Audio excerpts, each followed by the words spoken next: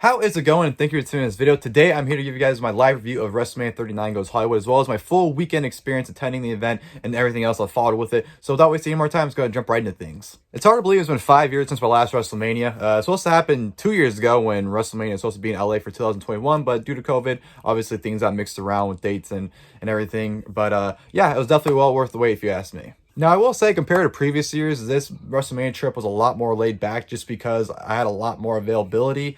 Access wasn't a factor this time around for the first time. And, well, I mean, it hasn't been around since, COVID's happened. But for the first time for me, since I've been on a WrestleMania trip since 2018, access hasn't been, a factor in that. Usually that was a big part of planning things, what sessions you want to go to and, planning how long you're going to go to each session. So access was a big deal. And the fact that it wasn't available this year opened up a lot of things and made things a lot more smoother for me. I know they did have, some meet and greets from a different company that they're now under. But I just didn't want to pay because you have to pay for the autograph and the picture. And there was only one person I didn't want to meet, and that was The Undertaker. I did want to meet The Undertaker. I kind of wish I did, but it was $200 for a photo and $200 for an autograph. And I just didn't want to, pay for one or the other, honestly. And I was kind of on a smaller budget than what I've had previous years WrestleMania. So I kind of didn't want to spend more money than I had to. So unfortunately, I had a pass on meeting The Undertaker. I know there was WrestleCon, events during the week as well, but paying $50 on top of the ticket just to get in, and then you have to pay to meet every single individual person you meet as well. So just because of that was the reason why I didn't want to go to WrestleCon as well. So besides just going straight to the shows, honestly, I didn't attend any other events, unfortunately, which it kind of sucks because I did want to maximize my time and do as much as possible. But at the same time, it is nice to kind of relax and have a kind of an open schedule in terms of, we want to do things. So even though it sucks there wasn't anything like access this year to attend, it was definitely nice to have some flexibility in your schedule. So my WrestleMania weekend started on Friday. We left that morning to LA, drove the 6 hours there, went straight to our hotel, was able to check in real quickly, no issues whatsoever. Then went straight to the venue for SmackDown, which is at Crypto Arena, and the Superstore right next to it. So I figured, why not make a stop to the Superstore first, which I thought the timing was gonna be a little bit better because our timing was almost exact. Like, we got to the Crypto Arena probably around 4:30, right? Half an hour before SmackDown. And I was like, you know what? Since the store is right across the street, the Superstore, might as well check out what they have there first and just get an idea and, potentially get things after the show. So I went there, browsed around before the show, just get an idea of everything. And, before we jump into SmackDown and everything, I might as well show the merch haul first because that's the main thing people want to see, right? So I didn't pick up anything before SmackDown, but I might as well just go over everything before it. All right, now jumping into the pickups I got at the WrestleMania Superstore. I'm not going to show the things I got in order because to me it's just, there's no point of just being like, all right, I picked this up first, and I went and grabbed this. I'm just going to kind of show everything at random. It's going to, whatever I grab is what I'm going to show initially first. So the first thing we got is one of the I Was There shirts, as you see right there. Has the WrestleMania logo, nice Hollywood on it with Los Angeles in 2023 on the front. Very nice front of it. I actually really like that design on the front.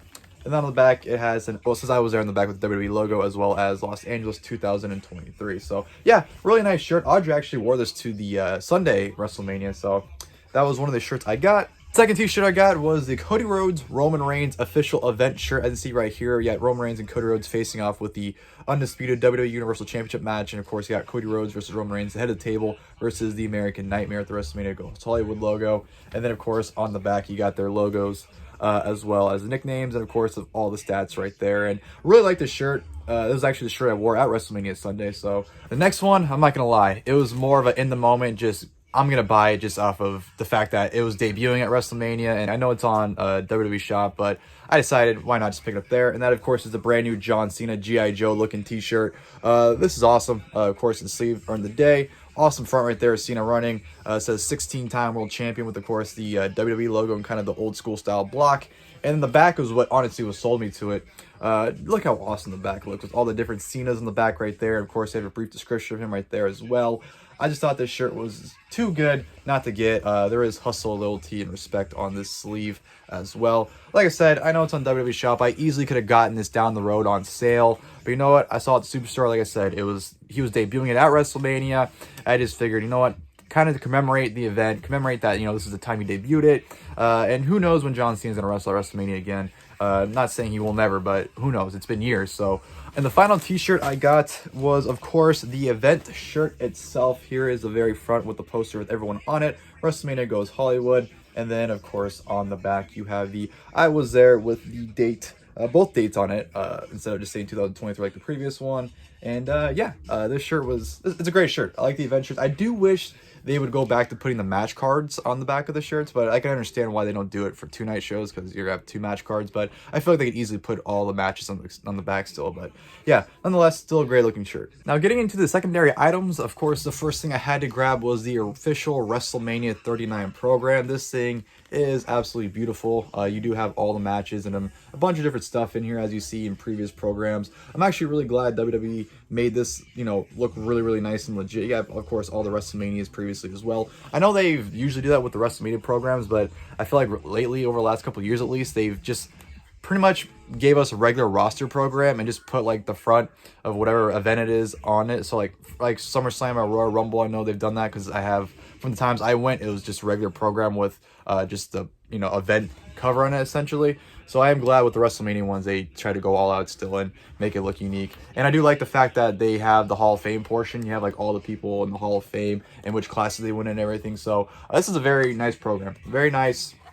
Looks great. And like I said, these are always a must-have to events I go to. Next thing I got, of course, was the official WrestleMania cup right here. This actually was given me for free, because when I was buying myself, the person that was ringing me up didn't scan the cup for whatever reason. They just put it in the bag. And as I was like looking at the receipt and looking at everything they're scanning it, I noticed they didn't scan it, which isn't a big deal. The cup's only $5, so you can see like the tags and stuff from all the other things I got in the cup. And if there's one thing you got to do with the event cup that you get, there's one thing also you can get at the event, which is the WrestleMania bear. And if you've been watching this channel for a while, or if you've been watching any of my friends for a while, you know that Mr. Assault and Battery 777 Ravi made the special where if you get the bear, you put it inside the cup. You can actually see my collection right there of some of my WrestleMania cups with the bears in them. So obviously that's what I'm going to do with the WrestleMania bear right here. Going to put it in the cup, do the Assault and Battery 777 special. But yeah, this is a great bear right here. Of course, we have the WrestleMania jersey. WrestleMania Goes Hollywood in the back, Los Angeles 2023. And he has sunglasses on as well. So yeah, very cute looking pair. And yeah, like I said, got to do the Assault and Battery 777 special and put in the cup. And when it goes on the shelf. This next item is actually something I wish I've been getting at all the prior WrestleManias I've been going to, but honestly, it was just something I always said to myself, oh, that's something I'll come back at towards the end of the trip, you know, at the Superstore. And every time I would go to Superstore, you know, like on a Monday or Sunday or whatever, this thing would be sold out because everyone was buying it. So I definitely made sure to want to grab it this time around. And that, of course, is the WrestleMania I Was There photo frame. Of course, I'll put the photos of Audrey and I from the event when we were there with the stage behind us. Yeah, this is something I've always kind of wanted to get the events, but they're always sold out. I wanted to get one at SummerSlam when we went to SummerSlam in Vegas in 2021, but they were sold out of that by the time I went to the Superstore. So like I said, I definitely wanted to make sure I was able to grab it this year and not, you know, have another year miss out on it. Next thing I got was a WrestleMania hat right here. I actually really like this because obviously you can see the foil kind of pops out really on the hat, and it's actually like, I don't know really to describe the texture, but like it pops out. It's kind of a bumpy feeling of it as well. So I really like how the texture feels in the hat. And overall, just a nice hat overall. You know, I like the yellow on it. Kind of more of a gold, I should say, than yellow. You got California with LA right there, 23 with a palm tree. Nothing really on the back. Inside the bill is a yellow as well. So I actually was going back and forth with this one and kind of more of a regular flat snapback, which had a gold rim with the purple on the inside. I was going back and forth between those hats for like 5 minutes, deciding which one I wanted. But at the end of the day, I decided to go with this one. And the final thing I ended up getting at the WrestleMania Superstore, and honestly, this is more for Audrey, not myself. It is this humongous WrestleMania 39 bear. I have to actually scoot back a little bit, get this thing in full frame. Bear right here. Yeah, it's pretty much a teddy bear. WWE logo on the back in a WrestleMania 39 jersey. WrestleMania. What's it say on the sleeve? Oh, you got a nice little WrestleMania logo right there.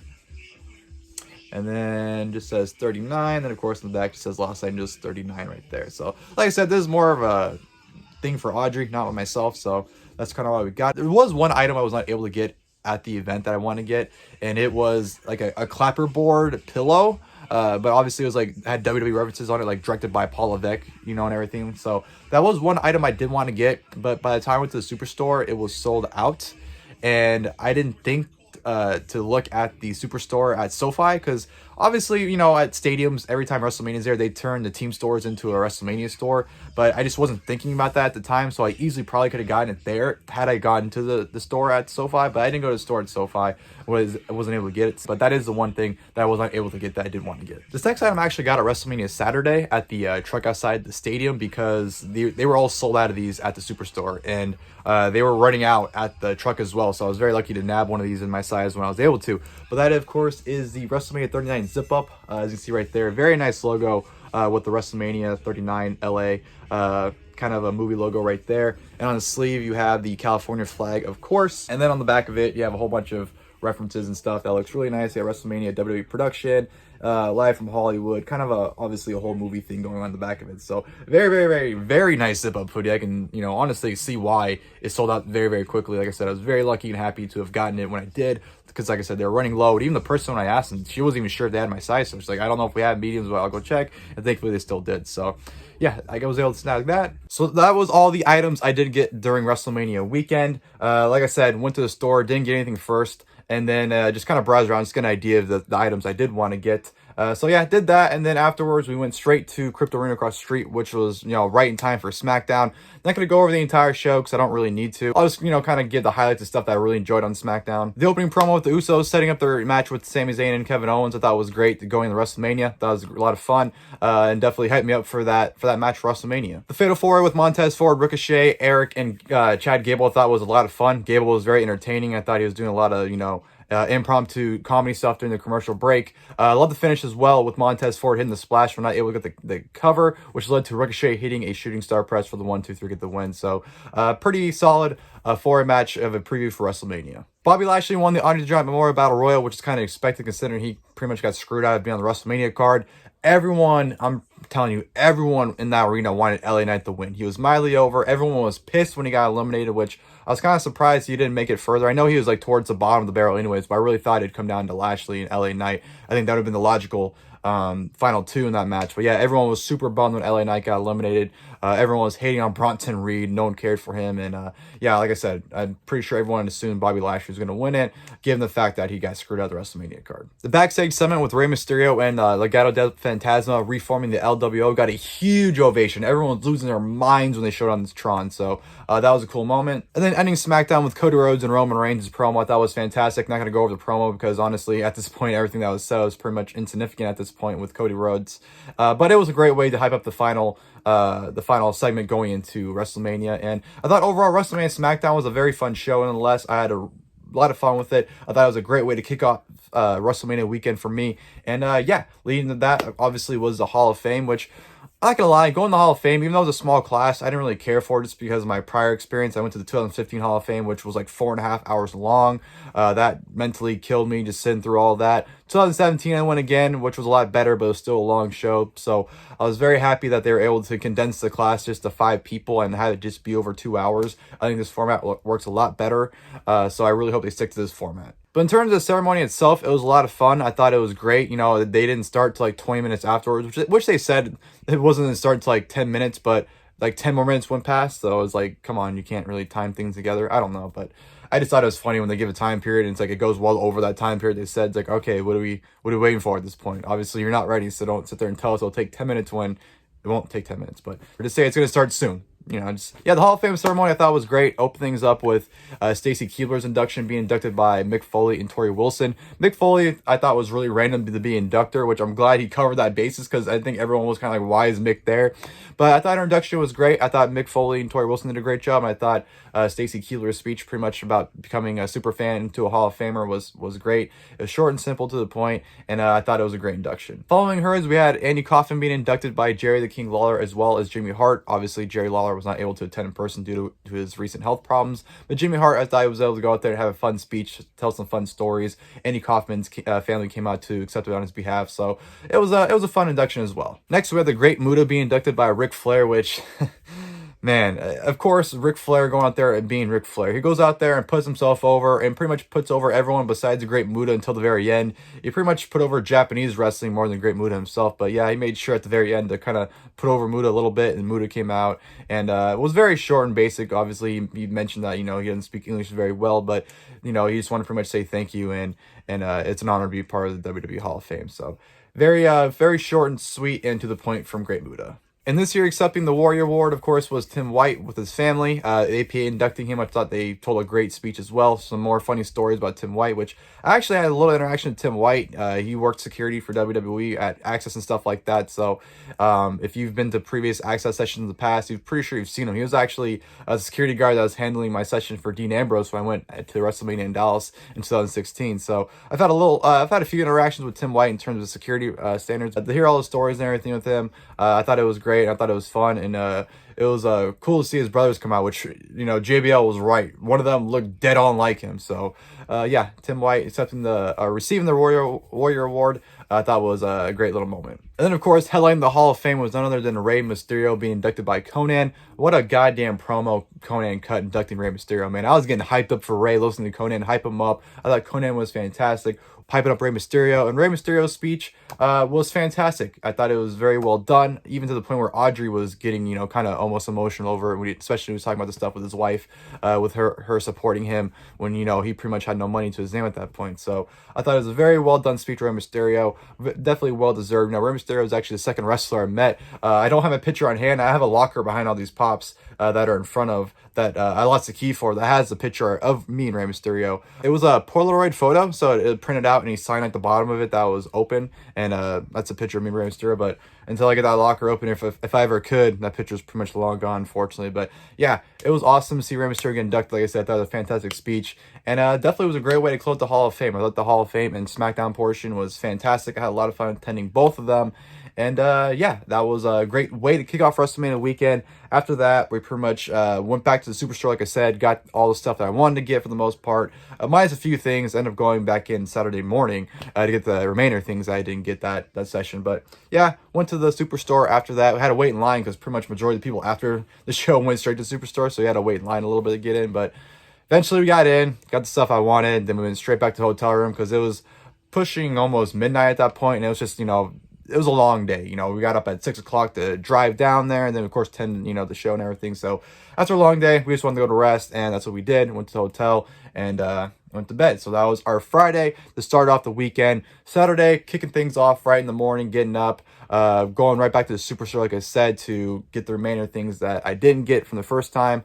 And I was kind of curious too, because I was like, I wonder if they, restocked anything or added new things. And they did. They put up the John Cena shirt that wasn't there the day before, so that was a new thing. But it's pretty much the same stuff nonetheless still. So I got the remainder things. After that, we went to Randy's Donuts, which were fantastic. The donuts were great. I got the WWE donut, which was very good. I mean, it's just a basic donut with filling in it with a chocolate topping, but it was fantastic. It was just a very good donut. I would definitely recommend it. That was our Saturday morning, essentially, the Superstore and getting donuts, and then we pretty much relaxed until WrestleMania that evening. And then we finally go into the big show itself, WrestleMania 39 Saturday. Went to SoFi Stadium, went straight into the merch line where I was able to get my zip-up jacket because it was sold out at the Superstore. So right away, went there and got that. And then we went and got, our food, and went straight to our seats. And then I took in the aura of WrestleMania because it's been 5 long years since I've been to WrestleMania, and just sitting in my seat, looking at that ring, looking at that stage, and just going,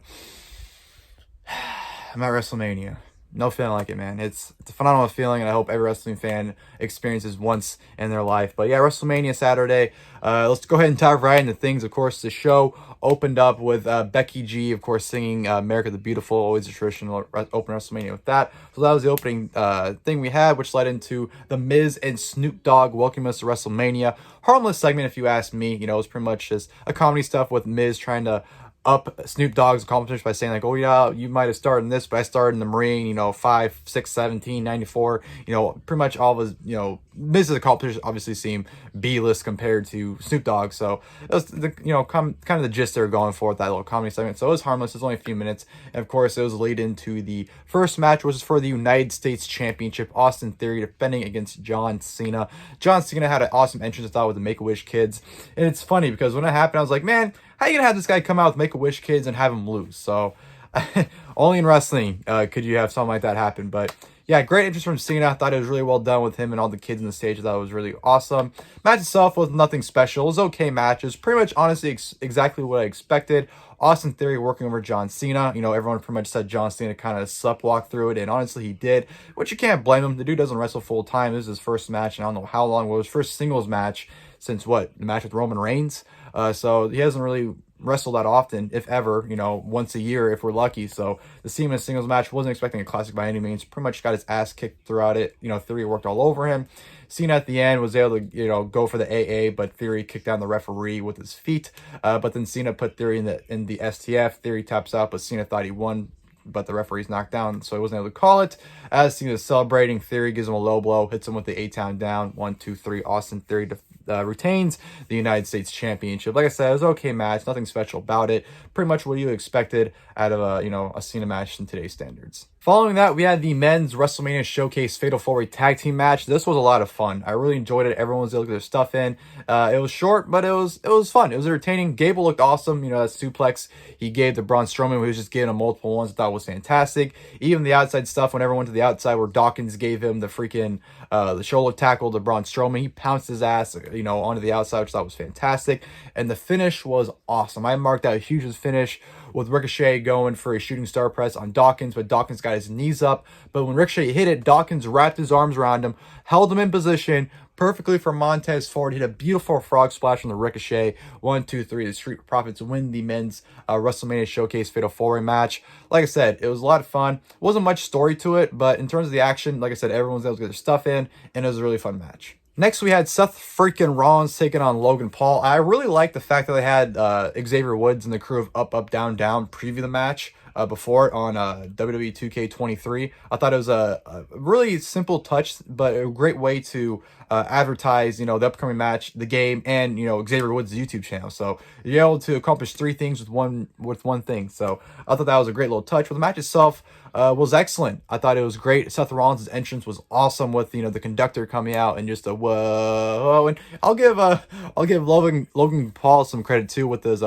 entrance. I don't know if how long he's known about WWE or seen from WWE, but the trust him with the harness, it takes a lot of balls to trust WWE with putting you in a harness and having you go out of the ring. So I thought Logan Paul's entrance was great too, with him ziplining down too. So yeah, great entrances from pretty much almost everyone on this show, man. I thought everyone that actually got somewhat of an entrance delivered big time. But yeah, the match itself was very enjoyable. The first half was kind of slow. A lot of bitching around me because the Tron above was shut down for like the first half of the match. So of course everyone was chanting, "Oh, turn the screen on," which I understand it's not the easiest to see sometimes, but it's not like, unless you're in like the very last seat, like there's no trouble at all seeing the ring. Like I understand you might not be able to see their facial expressions, so that's why some people watch the Tron, but it's like when you go to these shows and you kind of sit upper section, I don't understand why people just watch the screen over the ring. I understand it's easier, but it's like you're there to watch the ring. Why just stay home if you're going to watch the screen the entire time? So there's a lot of bitching about that throughout the first half of the match. Once the Tron went back on, everyone was in the match, and it was a lot of fun. I thought it was a lot of great back and forth stuff.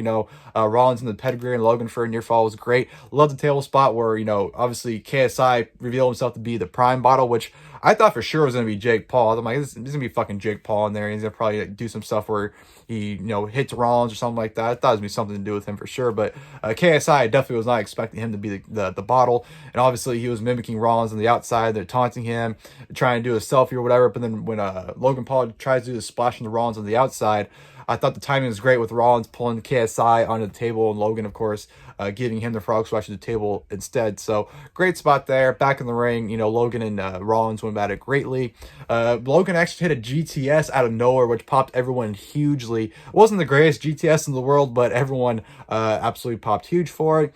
And came towards the end, obviously Rollins got the upper hand, and Rollins was able to hit the stomp on Logan Paul for the 1, 2, 3. So Seth Rollins defeats Logan Paul, which I thought was an excellent match. Rollins always deliver, and Logan Paul, say what you want about him, but this man can perform. He can deliver great matches, and honestly, when he's wrestling, I'm paying attention. So yeah, him and Seth Rollins definitely had a great match. Following that, we had the 6-woman tag team match with the then women's tag team champions Becky Lynch and Lita teaming with Trish Stratus taking on Damage Control. Absolutely loved the entrance with Becky, Lita, and Trish with the Sin City theme. I thought that was excellent. Trish Stratus, man, I don't know how she does it, but she looked like she literally took herself from WrestleMania 21 from 2005 and like plugged herself in WrestleMania 39. She looked the exact same.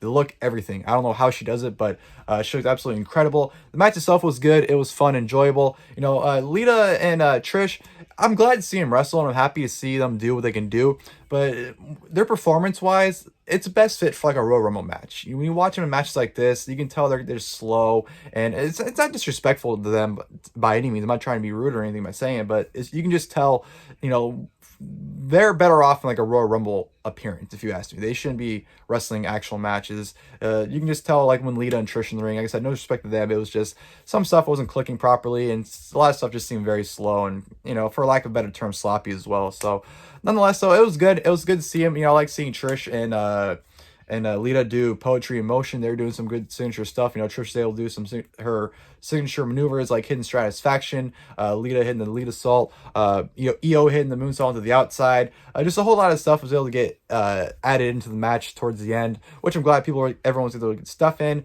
But it came in the Becky and Bayley. They're going at it, and Becky was able to hit the manhandle slam off the second rope onto Bayley for the 1-2-3 to get the win for her team. So Becky Lynch, Lita, and Trish tried to get the win. Like I said, it was a good match. Not really much to it, but I thought for what it was a fun match. Following that, we had the father versus son, Rey Mysterio versus Dominik Mysterio. First off, amazing entrances from both of them. I absolutely love the criminal Dom entrance with him coming out with the convict stuff, him in prison. I thought the whole display of it with him and the police escort, everything was great. Loved it.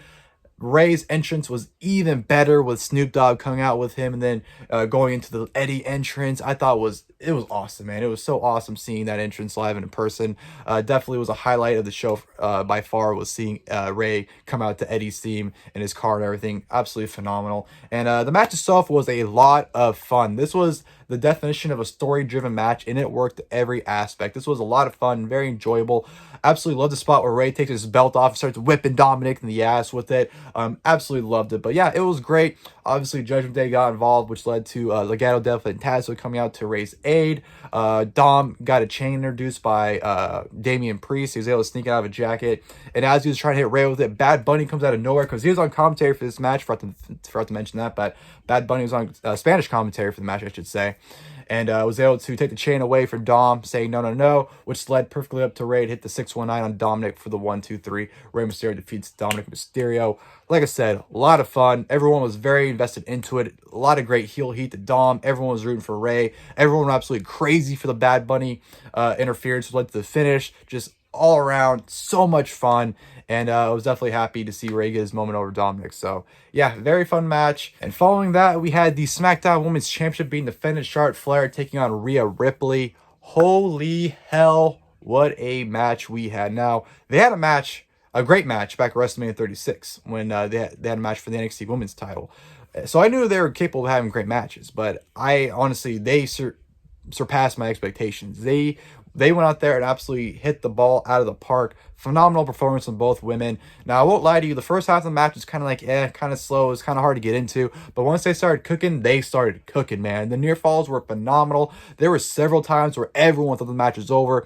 When, Charlotte natural selection, they thought that was over. Rhea Ripley going for the rip tie, but Charlotte beautifully countering it into the DDT. Charlotte locking in the figure 8 for some great close submissions right there. Charlotte, of course, hitting her moonsault on the outside like she has to do almost at every WrestleMania she's at. Just a lot of great stuff towards the end, man. They really went all out. Like I said, the near falls, I legitimately was at the edge of my seat, thinking the match was over about 10 times before it really was. They had everyone multiple times. So Charlotte, Rhea Ripley, hats out to both of them for going out there and put on an incredible match. Perhaps the greatest women's WrestleMania match of all time. I know it's putting up there against Sasha and Bianca from WrestleMania 37, even up there with Bianca and Becky Lynch from last year's WrestleMania. I think this match potentially surpassed both of those. So this was amazing. Loved the match, and the finish was great as well. Charlotte trying to set up Rhea Ripley. Rhea Ripley was able to pull Charlotte down and hit the post. Hits the riptide from the second rope on Charlotte for the 1-2-3 to become the brand new SmackDown Women's Champion. Like I said, just an incredible match. Everyone was very stoked to see Rhea Ripley win as well. Everyone was firmly behind her during the entire match as well. So, yeah, very, very happy to see Rhea Ripley get her moment. and just in a phenomenal match with her and Charlotte Flair. And after that barn burner of a match, of course, we had Miz and Snoop Dogg once again make another appearance, announcing the WrestleMania attendance, which was like 80,000, whatever. I don't know the exact number, but you know, your typical WrestleMania attendance segment that you get every single year, which was followed up by the return of Pat McAfee. Pat McAfee comes out and says that he saw Miz's open challenge that he had for anybody and that he's here to accept it. Everyone went crazy for Pat McAfee. I was happy to see him. I wasn't expecting to see him because I know he kept saying he was going to be there, but I thought maybe he might show up for a match or something like that, but was not expecting him. Well, to call a match, not to have a match, so was definitely not expecting Pat McAfee to show, but he showed up. The match with The Miz was what it was. Not going to go into it. Of course, George Kittle, who was at ringside, got involved and helped out McAfee. McAfee got the win over the punt kick on The Miz. Just a pointless match, honestly. Didn't need to happen, but I guess it's just a way to get McAfee to make an appearance on the show, just as a surprise. So it was harmless if you ask me, but yeah, it was definitely didn't need to happen. And then we go to the main event, which was for the undisputed WWE Tag Team Championships. The Usos defending against Kevin Owens and Sami Zayn. They air the video package. Everyone's hyped for the match. Then all of a sudden, they air a TurboTax commercial on the Tron. 2 huge boos. I'm telling you, everyone in that building was booing that TurboTax ad because you aired the video package for the match. Everyone's excited, waiting for the first person to come out, and it's a fucking TurboTax ad. So everyone immediately booed the shit out of that ad for the 30 seconds or whatever it was. And yeah, I don't know why they had a curtain jerkers like that, but it wouldn't be the first time. Oh, it was the first time. Wouldn't be the last time, I should say, during that weekend they did that. But yeah, that TurboTax commercial can go fuck itself. But then out of the blue, Little Uzi Vert comes out of nowhere and sings out the Usos. Usos come out. Don't know why he sang them out, but he did. It was very random. But even Audrey was just like, what? Like, she was losing her mind for him, too. But it was just very, very random. So, yeah, Little Uzi Vert sang out the Usos. And, of course, that led to the main event. Crazy to think that this was the main event of WrestleMania, man. Kevin Owens and Sami Zayn, man.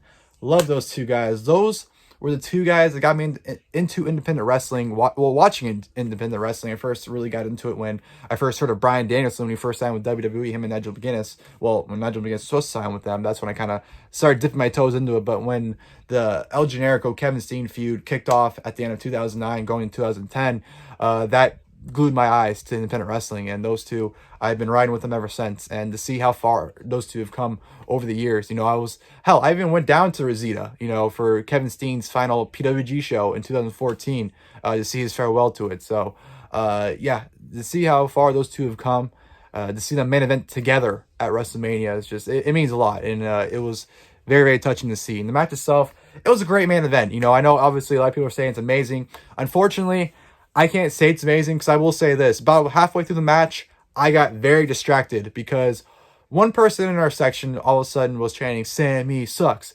Sammy sucks." And then it was kind of dying out, and all of a sudden you just hear, "Yeah, Sammy sucks, Sammy sucks." And we're just sitting there kind of ignoring it. And then Audrey goes, "That sounds like Johnny Knoxville." And I didn't think anything of it. I was like, okay, all right, whatever. And then all of a sudden I see people in front of us like turning around, looking up, and I'm like, huh? So I look up behind me, and right above me is Johnny Knoxville. He's sitting there over the ledge, sitting there chanting, "Sammy sucks," screwing with the crowd, being a phenomenal heel to everybody. So I'm not going to lie, him doing that distracted me a whole lot. Now, I did pay attention to the match, so it's not like I was just ignoring the match and watching him. I was just honestly going back and forth pretty much the second half of the match, I was going back and forth. But I was able to watch the first half of it without any issues. I thought it was going great. It got to the point where Kevin Owens got spine busted to the table. That's when, Johnny Knoxville distracted me. But yeah, phenomenal storytelling. Great hot tag to Sami Zayn. Sami Zayn eating the one and done, but kicked out of it. The first person to kick out of the one and done, which I thought was a great spot. And then, dwindling down to Sami Zayn and Jey Uso with them going at it. Kevin Owens isolating Jimmy Uso. Sami Zayn hitting that hula kick on the Jey Uso, followed by another hula kick. And before he set for the third one, Jimmy Uso tried to get involved, but then Kevin Owens hit him with the stunner. And then, Sami Zayn just throws Jey Uso in the corner, runs into the other one, and hits one final third hula kick for the 1, 2, 3. Kevin Owens and Sami Zayn are your brand new undisputed WWE Tag Team Champions. Could not be any happier for those two. Very, very happy. like I said, great main event. I know people are saying it's one of the best WrestleMania main events of all time. I'm seeing people go full 5 stars. Like I said, the only reason why I can't fully commit and say it was more amazing is because I kept distracting myself. I'm not blaming anyone besides myself because I was allowing myself to keep going back and forth. So I wasn't fully able to watch the match and towards the end of it because I was distracted. But the stuff I saw, it was a great main event, great storytelling, and I definitely cannot wait to go back and rewatch it back to really get a full feel of it. So yeah, they win. Everyone's happy. I was absolutely ecstatic for their victory. Johnny Knoxville was pissed. I have a video on my Twitter of the finish, and I panned to him afterwards where he just sitting there telling everybody, fuck you, fuck all of you. And I was just being an excellent heel against Sami Zayn. So definitely kayfabe lives. And that was definitely an amazing way to end WrestleMania Saturday, which overall, I thought WrestleMania Saturday was an incredible show from start to finish. Nothing bad whatsoever, nothing but nonstop fun. It was just such a feel-good show. This was the definition of a WrestleMania, if you ask me. Nonstop fun, great matches, and just I can't wait to go back and rewatch it, honestly. It's that great of a show. So definitely WWE knocked out the park with night one on Saturday. Was very thrilled with how it came about. Phenomenal main event, phenomenal show in general, and it definitely was a great way to kickstart WrestleMania. And yeah, that was just the first night, going into night 2, obviously. But that was Saturday. Saturday after the show, we waited for a ride because I didn't want to drive to the show because parking alone would have been like $70 at the stadium. So we opted to take an Uber, which we had to wait for a little while because everyone was trying to get one. But nonetheless, we were finally able to get one, went back to our room and called it a night. And that was it. That was our Saturday. Like I said, phenomenal show and a phenomenal time. And then we jump into WrestleMania Sunday. Sunday was a very easy day. We didn't do anything to WrestleMania. We slept in, relaxed, just made it a very simple day.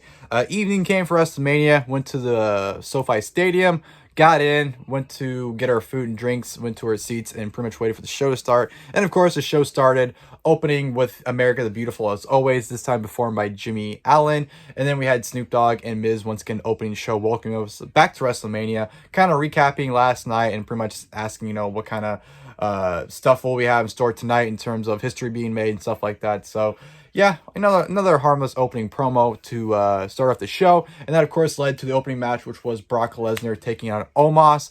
The match itself was nothing. It was pretty much exactly what he expected. Omos throwing Lesnar around until Lesnar had the upper hand. Lesnar hit 3 German suplexes, tried to hit the F5, but Omos got out of it because Brock's back gave out. But towards the end, Brock was able to hit Omos with the F5 for the 1-2-3. So Brock Lesnar wins the match. It was only like 4 or 5 minutes. Very, very short opening match with Brock and Omos, but that was exactly what was expected. I think the match played out exactly what everyone expected it to be and got the exact moment which everyone expected to happen.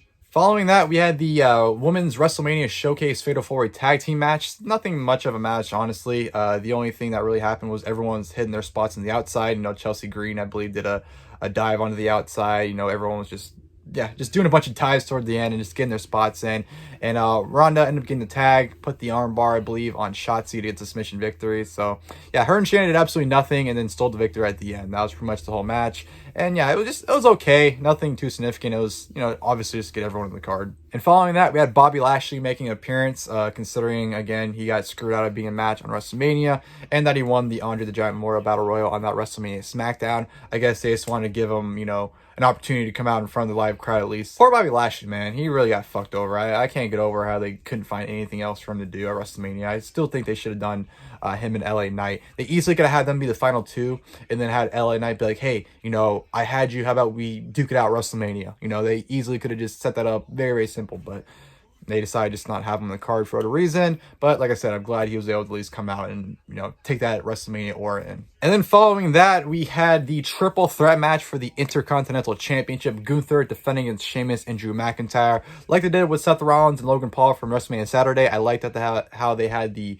up, down, down crew preview this match on WWE 2K23. Like I said, you're promoting the match, the game, and Xavier Woods' YouTube channel. You're not going to have 3 birds with 1 stone. Don't see the harm in that. And of course, the match itself, fuck, man, this was incredible. Probably match of the night. I'd argue with this in the main event as match of the night and arguably match of the weekend. But yeah, this was absolutely incredible. You had Sheamus and Gunther had an incredible match at Clash at the Castle. You take that match, that's essentially what they had here, and you add Drew McIntyre to the mix. That's essentially what it was. It's 3 men beating the holy shit out of each other. especially the final moments of this match were so goddamn good. You know, when Gunther got taken out and it was McIntyre and Sheamus going at it, where Gunther would hit not Gunther, McIntyre hit the Claymore, but Sheamus would kick out of it. Sheamus hit a huge bro kick on McIntyre. McIntyre kick out of it. They simultaneously hit the bro kick and Claymore at the same time. Just a lot of great stuff in this match with, everyone just beating the shit out of each other. Gunther was chopping everyone like crazy. Love the spot where Sheamus hit McIntyre with the beat to the battle drum.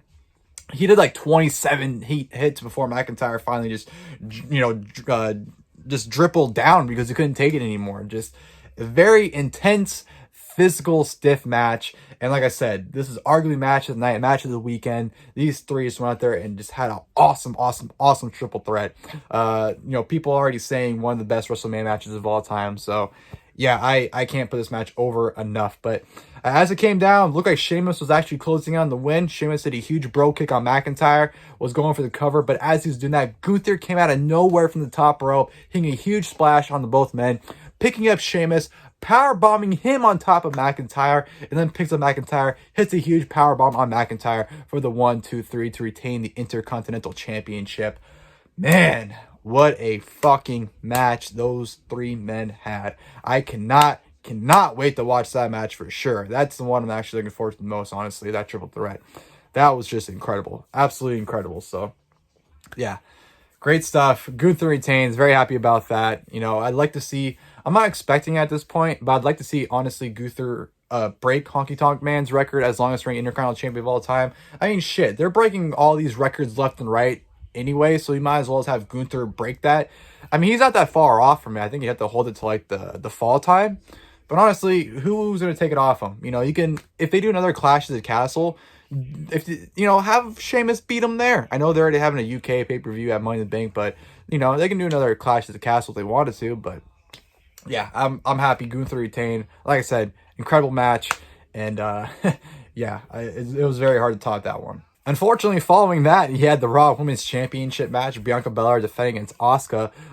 Awesome entrance by Bianca Belair. Absolutely loved her entrance with all the dance girls going up there. And obviously, if you guys not heard, the most little girl in there, I don't know her name, but the smallest girl on stage that was with Bianca Belair the most, obviously her mom passed away that morning. And the fact that she was able to go out there, perform with a huge smile on her face, like nothing happened, that's a lot of strength right there. And I can't believe someone that young has that much strength. So just want to give hats off to that little girl and condolences to her as well, for her loss. But yeah, like I said, I can't believe she was able to do that with a big smile on her face, and she stole the show as well. I thought she looked great in her performance with everyone. All the dancers did great. I thought that was an awesome entrance from Bianca Belair. Really enjoyed that. The match itself was really good. I thought her and Asuka went out there and had a physical match. Great back and forth action.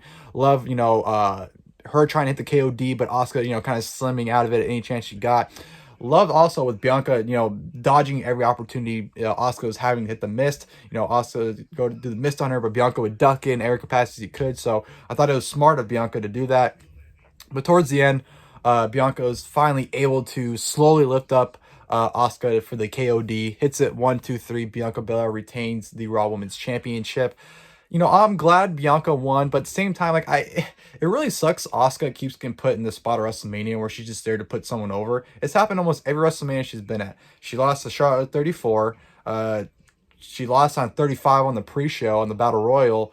She lost the tag titles 36. Lost the Raw Women's title at 37 to Rhea Ripley. She wasn't even on the card last year, so it's like, man, Asuka's like the anti-Undertaker WrestleMania. She just keeps losing every time WrestleMania, so... It is what it is. Bianca retains. She's still the Raw Women's Champion. And just poor Asuka. Hopefully maybe she can go to SmackDown or something. Maybe her and Rhea Ripley can feud. But at the same time, Rhea Ripley is not going to lose it anytime soon. So why give Asuka a title shot if she's going to lose it? So I don't know. It's up in the air what they can do with Asuka, I guess. But yeah, really good match nonetheless. We had Miz and Snoop Dogg come out once again to announce the WrestleMania attendance record. Somehow we had 1,000 more people there than we had the previous night, according to WWE, even though somehow both nights were sold out. So you're telling me they added 1,000 more extra seats for night 2 or night 1? I know it's WWE. They always over-exaggerate numbers to make themselves look good. But it's just like, come on. Don't sit there and tell me one night's sold out and then the next night be like, oh yeah, we sold 1,000 more tickets. So I understand you can add more seats, but it's like, it's the same exact layout. You're telling me all of a sudden you decided to open 1,000 more seats? Come on. Don't insult my intelligence, even though that's all WWE ever truly ever does. But anyways, yeah, Miz and Snoop Dogg come out to announce the attendance record, which leads to another open challenge, which leads to return of Shane McMahon. I did not expect Shane to come out. I honestly popped huge because I was like, holy shit, I didn't expect to see him back. You know, I know Vince isn't there. You know, Vince was the one that sent him home last year, but I don't know. I wasn't expecting it. It was a legitimate surprise for me. But of course, Miz and Shane McMahon have a match, and Shane's beating the shit out of Miz and does a leapfrog, and all of a sudden, Shane just eats shit. He can't get up.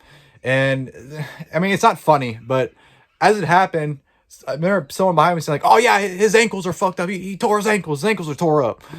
But, obviously, it turns out, you know, Shane tore his quad. Tearing quads runs in the family, man. Triple H tore his quad. Vince tore both his quads. It's like, what is up with the McMahon, Levesque, like, just tearing their quads, man? I don't get it. But poor Shane. To me, if that's not an indication that you probably shouldn't wrestle ever again, I don't know what is. You know, Shane's not like, he's not like super old, but he's in his, what, 50s now? And if you're tearing your quads, dude, at this age, I think that's an indication you probably shouldn't wrestle ever again. So it was a shame to see a return ruined by such a you know, untimely injury. But hats off to Snoop Dogg. Snoop Dogg was able to smooth things over greatly, call a great audible by just getting the ring back. Yo, Shane, you all right, man? And then kind of just like rolling him out of the ring. Snoop's like, fuck it, I'll take his spot. Snoop just gives a right hand to the Miz, hits him with the people's elbow, and 1, 2, 3, Snoop Dogg defeats the Miz. Don't know how they just like were just like, all right, Snoop, you can replace the, you know, Shane for this match all of a sudden. But yeah, I mean, for what it was, obviously Shane was supposed to come out and beat Miz for a great moment, but the fact that they were able to, you know, quickly think on their feet like that and kind of switch things so quickly to that, I thought it played out for the best it could have played out for how things went. So, yeah, Snoop looked great, defeating the Miz, and it was, like I said, it was cool to see Shane back for the 5 seconds that he was okay for. Following that, we had the Hell in a Cell promo. Everyone's getting hyped for it. They're lowering the cell down, and then they play a promo for The Exorcist, which everyone again boos the shit out of. You think they would have learned their lesson from the TurboTax one the night before, but clearly they didn't. So, again, they cock-teased us. Everyone thought the match was happening immediately, but, you know, we had to postpone it for a few minutes to get the Exorcist plug in there. But then we had a promo about the Hell in a Cell. Thought it was great. The cell was O-ring, hyping up big time. Very hyped for it. Edge came out with an awesome entrance, Brood Edge. I thought it was fantastic, the mask he had. Then Balor came out as Demon and everything, which, okay, I saw a clip, and I'm not sure if it was like slowed down because of quality, but did they make Finn Balor seem like he was coming out in slow-mo for his entrance? I saw a clip of him, the Demon, where he's like moving all slow, like goddamn, like what is he, John Morrison? Like what the hell are you doing slowing his entrance down? It looked very, very shitty, especially for the Demon when his whole entrance is going with the song. So when the song isn't matching his movements because you're making him go in slow motion, it looked very stupid to me. So I don't know why they did that. But in person, his entrance looked awesome. I loved it. I don't know what the hell he had in his hands, of flares or whatever that he was having the smoke come out of. I thought it was a very, very cool Demon entrance. And I thought Demon, Finn Balor, and Edge had a great Hell in a Cell match. You know, I thought it was very brutal right from the get-go. They're using chairs, which I don't know why they had red steel chairs, tables being introduced.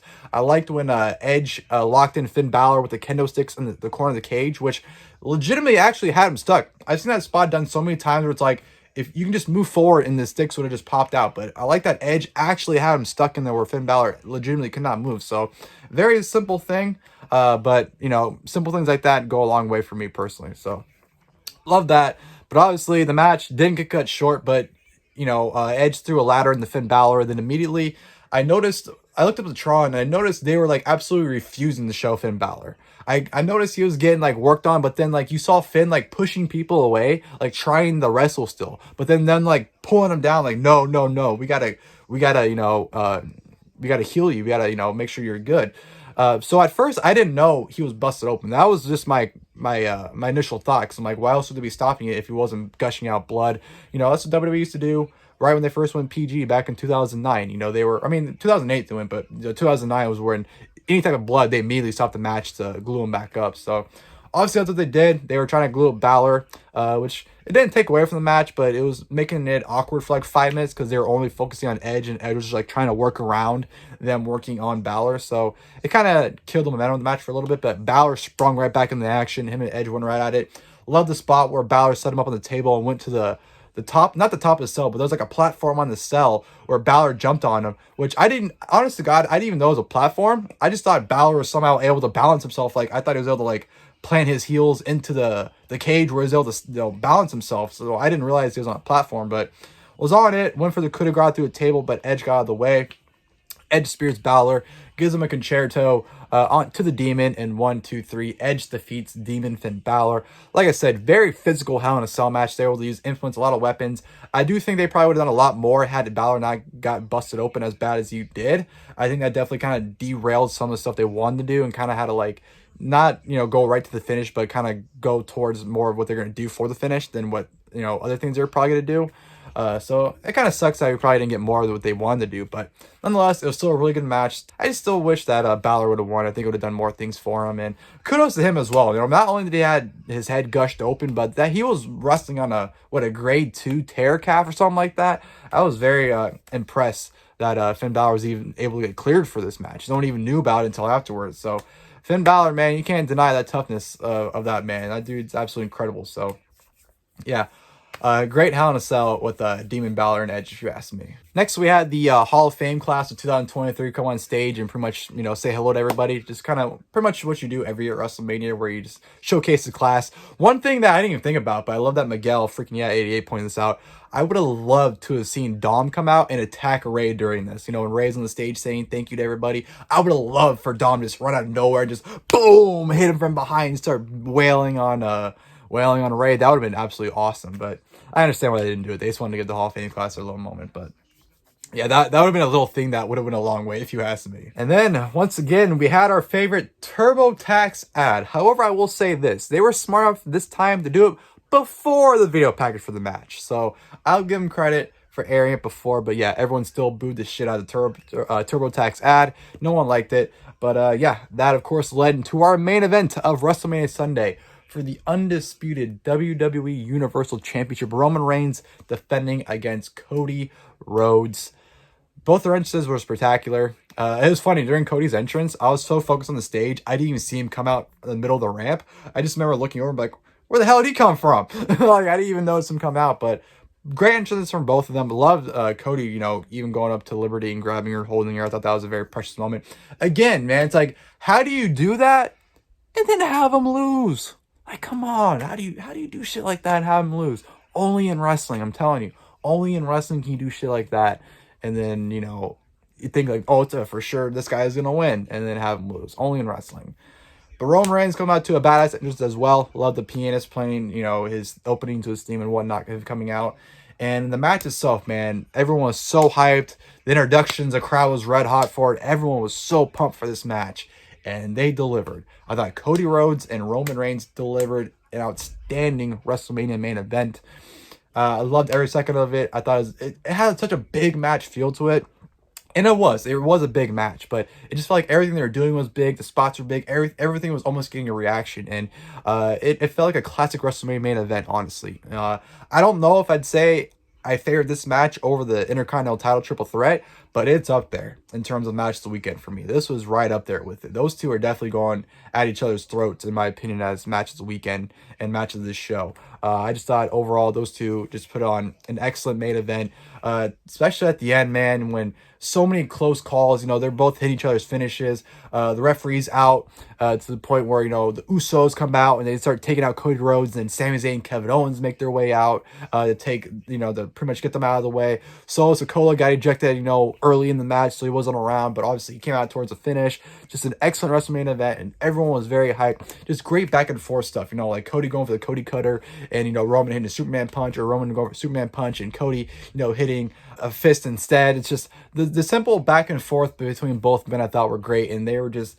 putting on an awesome wrestling match at the end with, Cody going back and forth with boo, yeah, and then Cody ended up hitting, the dusty elbows, or the dusty punches followed by the dusty elbow, and then, hit the gold dust spot where he goes on his back and does the punch. And of course I followed up with Crossroads, hits one of them. hits another one, and as he's doing that, Paul Heyman goes to the apron, and of course, Cody's sitting there holding him, and I'm sitting there screaming from my seat, ignore him, Cody, ignore him, hit the third one. And I was so focused on Paul Heyman and the referee that I did not even notice Solo coming up and hitting the Samoan spike. Like in my video, I have it on my Twitter if you want to go back and watch it, of my reaction to the finish. I don't even react to Solo hitting him because I'm so focused on Heyman, like, oh my God, what's going to happen? And then all of a sudden I just noticed the very tail end of it. Like as soon as Solo's getting out, I'm like, oh shit, someone just hit Cody. Because I think at first, at the corner of my eye, I thought it was a cameraman getting up like in the corner. I didn't really realize it was someone attacking Cody until afterwards. So Solo hits a Samoan spike on Cody. Of course, that led to Roman Reigns, leading the Roman Reigns, hitting the ropes to hit a huge spear on Cody. And 1, 2, 3.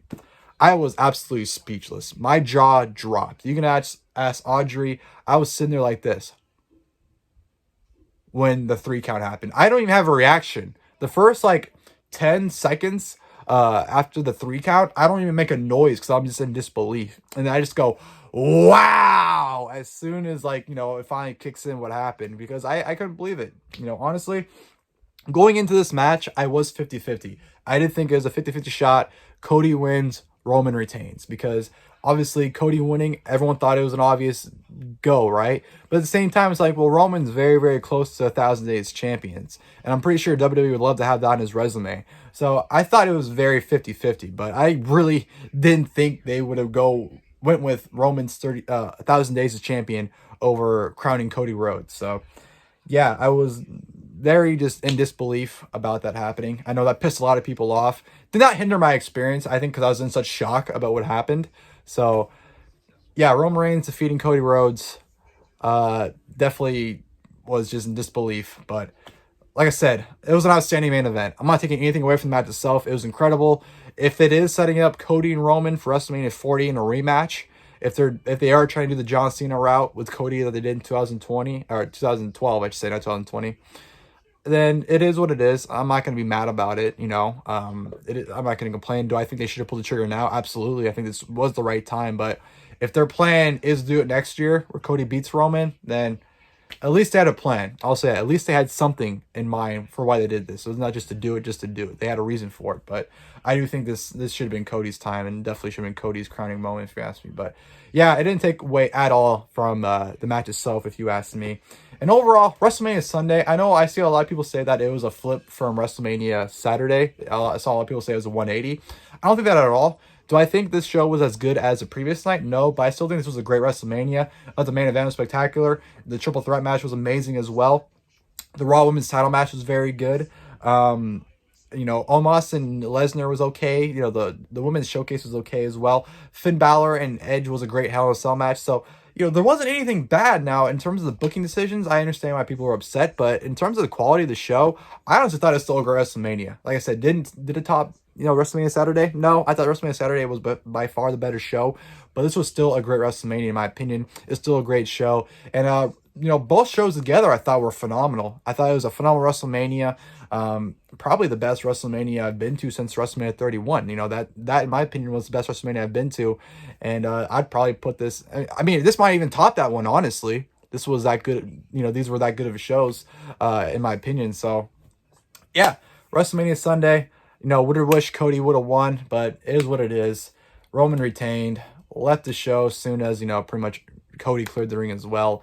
And, went back to the hotel room. We called our Uber, went back to the room, and called the WrestleMania Sunday right there. Great weekend of shows. I thought both shows delivered.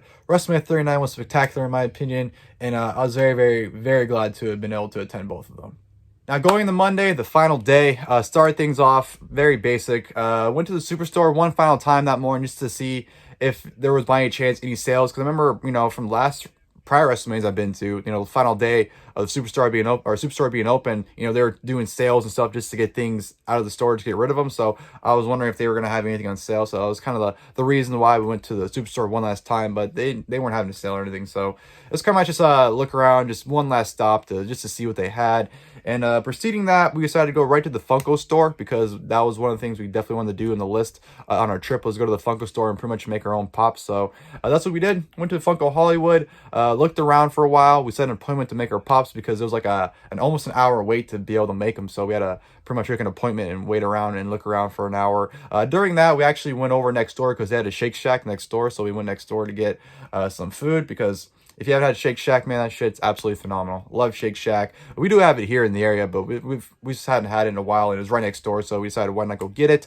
We went and got some Shake Shack while we were waiting for our pops to be made. And yeah, then we went right back to the store to go get our pops. And to go over the things I got at the Funko Hollywood store, I got two main things from the actual store itself. Well, technically three things, but you'll see what I mean in a little bit. But the first two items I got one of the exclusive pops to the store, which is the Chester Cheetah pop right here.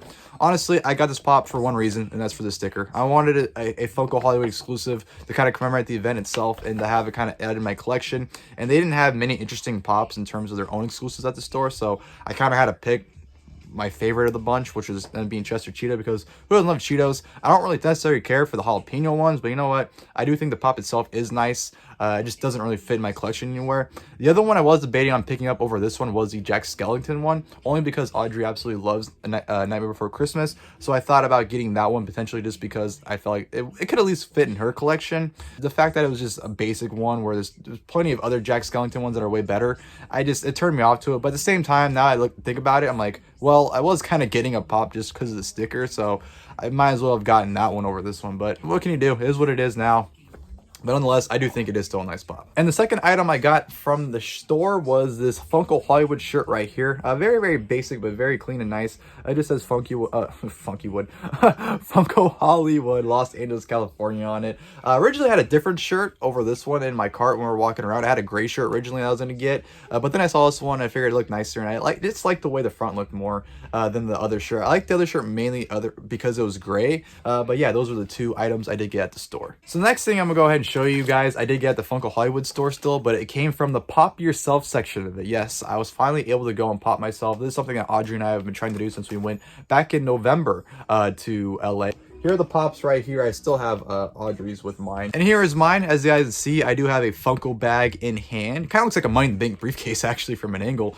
And in the other hand, I do have a small Freddy Funko. I feel like, you know, why not put the Funko products in your hand while you can? Because you do have the ability to put two objects in your hand if you want when you make these. But yeah, we were finally able to make these. Very, very excited about it. I think it looks, you know, pretty accurate if you ask me. If you're asking why it's kind of facing like the corner of it, the way, I guess, you know, the plastic they have to hold them in, I think they're all the exact same for no matter what. So the way they position the pops in there, I think they position it to the way they fit, because I actually tried to make mine straight in the box. When I tried to do it though, my head was presenting the top from going down all the way. So I think that's why it looks like it's kind of thrown in there randomly, because I think they just try to make it fit the way it can, best can in these things. I think my pop looks great, and I was very excited to finally have been able to do this. And here's Audrey's made right here. I actually talked her into putting a coffee cup in her hand because she's always drinking Starbucks and always wants it. So I thought, why would she not have that for her pop when that's something she constantly gets? So yeah, this is Audrey's. I think ours both came out great. And just one final look at ours right next to each other. Of course, when you got the pops, you were actually able to add free stickers to your order for free in case you want to add them. So I might put a sticker or two on my pop just for like to add something to the shirt or something like that in the future. I may or may not, but you know, they're free, so why wouldn't you add them to your order? And after we're done with the Funko store, we decided to go to Monday Night Raw because, you know, we pretty much spent all morning going around LA and different areas and looking at stuff. And the time was just pretty much lining up with Raw starting. So the time it took to get us from the store to the arena with traffic and everything, it was pretty much lining up with Raw was going to start. So, of course, we went straight to Raw. And I'm not going to go over Raw as it is as a whole because point blank, that show was fucking horrible. Horrendous Raw. Now, I will say this. I had fun at the show. I was able to make light of it. I was able to enjoy what I was able to endure. But in terms of the show itself, it was a piss poor show. You can definitely tell it was a Vince show because I was seeing throughout Raw that it kept seeing like, oh, the changes were happening. You know, as soon as I was seeing that changes were beginning to begin with before word got out that Vince was there, I was like, okay, the last time this happened was when Vince was in charge. We were not getting several changes of Raw during Raw since Vince was in charge. You know, every time since Vince has been gone, it's pretty much been a consistent show sticking to what was planned. So as soon as I saw all that, you know, the script was constantly changing, I knew for a fact Vince was there, and I was just like, oh man, I really hope this is a one-time deal. And so far it has been a one-time deal. But yeah, you can definitely tell Vince's fingerprints were all over that fucking show. And What a like derail from such a phenomenal WrestleMania shows, and then you just have such a shitty follow-up Raw. Like, it was detrimental to the momentum, if you ask me. And I'm glad that, Vince hasn't been around since then, but yeah, I don't know why he thought it was okay to put on the headset for old time's sake and call Raw. But I'll quickly go over some of the stuff on Raw, because there is some stuff I do want to go over, like Triple H promo to open the show. I thought it was going to be about the draft, but he comes out there and says nothing. It's so funny. Triple H goes out there and says nothing's going to change, while immediately everything changes. It was just so contradictory, but you can't blame Triple H. I'm pretty sure he's go out there and said that, while Vince is like, I'm going to control the show now, by the way, since you left. This is my headset now. So I'm convinced. I think Triple H promo was just a way to Vince weasel his way back in that position in Gorilla to put the headset back on and call the rest of the show. So yeah, the Triple H promo was pretty much pointless. The promo he cut on SmackDown about the draft, that's exactly the promo he should have cut on Raw. The SmackDown we had was exactly the what we should have had on Raw, in terms of how fun of a show it was and actually getting things fired up and exciting for the future. That's what should have happened, but no, we had Vince completely ruin the show, as always. But what can you do? Obviously, that led into the Cody Roman promo, which led to Cody wanting a rematch. And of course, Heyman stated that they can have a tag match with Cody getting a partner. But it had to be someone that's not going to get a title shot ever again, which led to Brock coming out, which I thought, okay, Brock's going to attack Cody, right? Or Brock's going to be taken out backstage. There's no way in hell that match didn't play out. So all night I'm thinking there's no way this match didn't happen. And obviously, we'll get to that when we get to it. Omos versus Elias. I'm only mentioning this because this match was so boring that the crowd around me was chanting "Fight Forever." This is awesome. Like, any a sarcastic chant they could think of, they were chanting at these two poor guys. But yeah, Omos and Elias, who gives a shit? The Rey Mysterio Austin Theory match was whatever. No one gives a fuck about Austin Theory. Theory got the win, obviously, off of Dominik's distraction. The only reason why I'm bringing us because, Bad Bunny's at ringside. They attack Bad Bunny. I think it's going to lead to a match at Backlash with Rey and Bad Bunny taking on Dom and Damien. I forgot his name for a second there. Honestly, I wasn't surprised they did a six-man instead. I could see Rey teaming with Bad Bunny and Santos Escobar to take on Finn, Dom, and Damien at Backlash potentially. So you have a few options in what you can do for Backlash in terms of a match with Bad Bunny, but like I said, considering that Bad Bunny's involved, that was the only reason why I'm mentioning that match. Kevin Owens and Sami Zayn come out to cut a promo about winning tag team titles, which led to a match with the Street Profits. The match itself was very good. It was a good match, but it's just the crowd just did not care. Like, you can tell throughout the show, the crowd was just losing interest and not caring. And to be fair, it's not like there was a lot of things to be interested in on Raw to begin with. I thought the Street Profits and Sami Zayn and Kevin Owens, for what they were able to deal with, the crowd was able to get invested into the major spots, and it was still a good match nonetheless. Then we had that Seth Rollins promo where he came out, and he actually initially started to cut a promo. Like, he said Los Angeles, like he was starting, and then like he got cut off, and then he stopped, and then they came back on air, and then he just walked out. Don't know what the hell that was about. Don't know why everyone's time got wasted with it. But yeah, that was just a huge waste of time. And then, of course, we had the main event, which was Roman Reigns and Solo Sikoa taking on Cody Rhodes and Brock Lesnar. When Brock was coming out, and I realized we had like 10 minutes left, I'm like, okay, this is going to be a really short match, or it's just not going to start. And then, of course, before the match starts, Brock F5s Cody. And I was marking out because I was like, I called it. I said Brock was going to turn on Cody. I mean, to be honest, I thought the Usos were going to take Brock out backstage before. But when Brock came out, I was like, okay, he has to turn on Cody. There's no way this match is going to happen. And yeah, Brock turns on Cody, but I did not expect him to beat him down for 10 minutes. Brock just beating the shit out of Cody, German him, suplexing him over the barricade, F5ing on the steps. Just a brutal 10-minute beatdown of Brock Lesnar and Cody Rhodes. So yeah, I'm excited for that match. I'll say this. I know it's going to happen at Backlash, but it's going to be awesome. I want that to be a mix of Brock's matches with Cena from SummerSlam and Extreme Rules. I want that to be a mix of the match with Cody. I want him to give Cody 27, 20 million, I don't care, suplexes. I want him to bust Cody Rhodes open. I want blood to be pouring all over the place. I want Brock Lesnar to do to Cody Rhodes what he did to John Cena in 2012 and 2014. That's what I want to see. But yeah, I'm excited for that program. I think it was a shit way to set it up. But I thought, yeah, it's something to look forward to. And of course, Brock's sitting there flipping out the cameras as the show goes out the air. I thought was pretty much a perfect representation of how everyone felt about that Raw when the show was ending. Just a big fuck you to Vince as the show was ending. And thankfully, Vince has not been around since. So hopefully Vince got the memo and realized he can't book for shit anymore and shouldn't be around with his decision making. But we'll see as time goes on how much more invested Vince is. But I will say this, Vince being around definitely took the sales out of everyone for Raw. And honestly, it took the sales out of me a little bit. When I came back from my trip, I was kind of like, man, I was such on a high again. I felt that love I had for wrestling, 15 years ago. I felt like that love was reuniting again. Those almost, it was the exact same feelings, but when Vince was involved again, it was almost like those wins got taken right out of me. Like I almost just like I didn't care anymore. So we'll see how the future goes. Like I said, as of now, Vince hasn't been involved since then, so hopefully it stays that way. But yeah, horrible Raw, like I said, to close what was nonetheless a great WrestleMania weekend. And yeah, after Raw, we pretty much went back to the room to call it a night and to call it, a trip until Tuesday morning. And then, of course, went back home that morning and called it a week. So yeah, that was everything I did during WrestleMania week in Los Angeles, Inglewood, wherever you want to call it, whatever WWE wants to market it as. All in all, fantastic trip. Had a lot of fun. Definitely one of the most funs I've had on a WrestleMania trip. I mean, I've never had a bad time at WrestleMania, but this is definitely up there as one of the most fun I've had at WrestleMania. And yeah, I just enjoyed every second I could have been. So I had a ton of fun. I had a great trip. Honestly, gave me the scratch to want to go for next year again, even though I don't want to go to Philadelphia for WrestleMania next year, and I probably won't.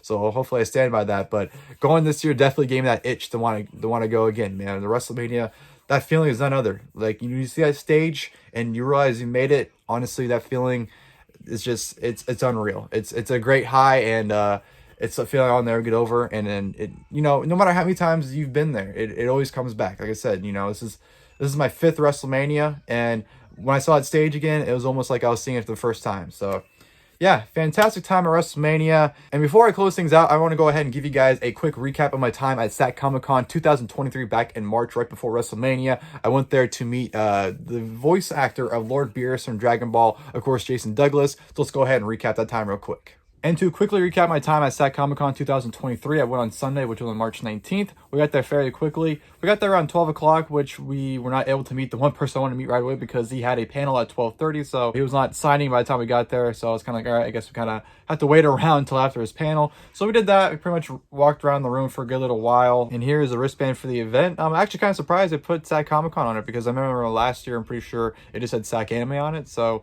I'm pretty sure they want to make this convention more of a known thing. So because this year definitely had a lot more guests compared to last year's, I've noticed as well.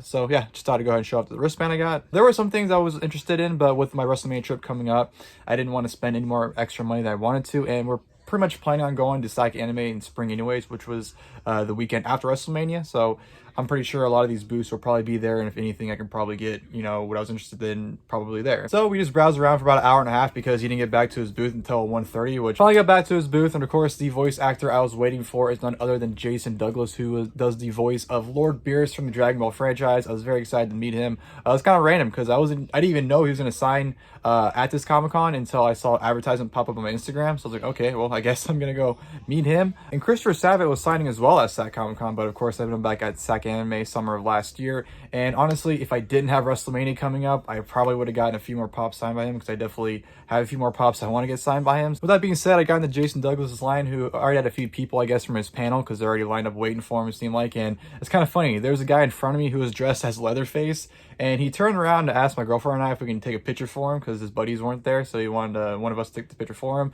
And at first, he turned around, and I thought he was like going to kill me or something because the chainsaw pointed at me. I'm like, is this guy gonna try and kill me right now in front of everybody? But no, he just wanted to see if we take a picture for him, which obviously was no issue. And once he got his picture and left, of course, it was my turn. And I will say right away, Jason Douglas, very humble and nice person right from the get-go. Told him I wanted 2 pop sign and a picture, and he gave me the price for it. And all I had was 20, so the amount of money I gave him was $10 extra over than what he wanted. And I'm not sure if he didn't have the change or what happened, but he was fumbling through it, like his little change bag, and he just goes, you know what? Here, I'll do you, for $10 less than what I was, going to charge you for. So Jason Douglas cut me a deal. He didn't have to do that, but he was very nice and gave me a deal. So I was very appreciative of him for doing that, and that meant a lot for me. And of course, once I gave him the money, he was able to sign my items, and I was surprised. He was actually handling the money and everything to himself. Usually at these conventions, I noticed they usually have someone out there handling the money, so that way they can just sign the people's items right away. But he was doing both, so I thought kudos to him for being a working man and being a signing man as well.